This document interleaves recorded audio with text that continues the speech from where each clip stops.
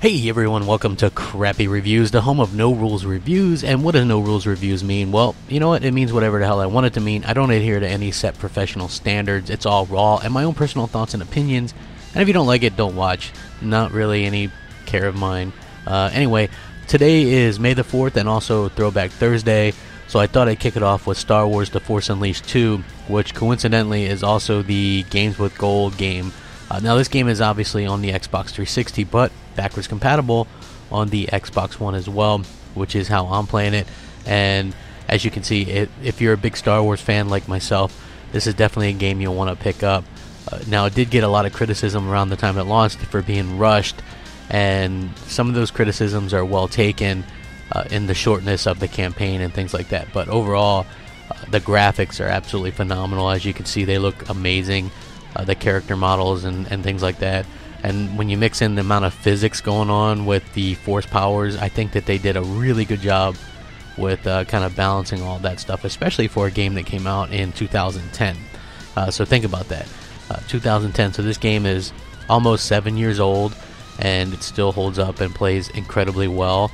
And again, I was looking for a good Star Wars game to play on May the 4th, and I figured that this would be a good one, obviously.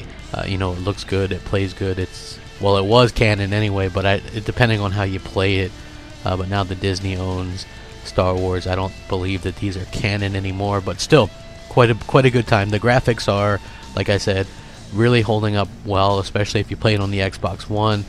There's some DLC for this as well, like a DLC level that you can do on Endor, which is what you're seeing here, which I had never played before, so it was kind of cool to hop back into the game, which I beat years ago, and play it some more and play a level that I hadn't played. So that was cool. I think you can pick that up for $1, and it'll probably take you about an hour or so to finish it, depending on what level you play it on. Obviously, this is like a third-person action platforming game. A bit you have a lightsaber and different force abilities that you can level up and things like that throughout the game. And I think what's cool about it is it's one of the few games that makes you feel really badass as a Jedi, like right from the start. And a lot of Star Wars games weren't able to achieve that. So the fact that you can use so many powers and like throw people out of your way, Wookiees or whatever. I mean, I was like an Ewok slayer out there, absolutely just merciless, going around there and chopping up little Ewoks and things like that. But you can like throw around people as well with your force abilities and use lightning on them, and obviously your lightsaber and things like that. So they do a really good job. This is one of the few games that does a really good job with letting you play as a Jedi or a Sith or whatever you want to classify yourself as, but you get all the badass powers that you should have, and they do a good job with that. So now as far as the plot, it takes place after about 6 months after the events of the first game. So if you know what happened to that game, you were a clone, and I guess the canon ending was that you died in that. So in this, you're a clone of that guy, and you're kind of searching for your, I guess, purpose, and you're trying to understand who you are and things like that. Also find your love interest, Juno, from the first game as well. And Darth Vader hires Boba Fett to kind of, you know, do what Boba Fett does and come after your ass. So basically, you go through a good portion of the game not thinking if you're a clone or the real Star Killer, and then like kind of unfolds like that.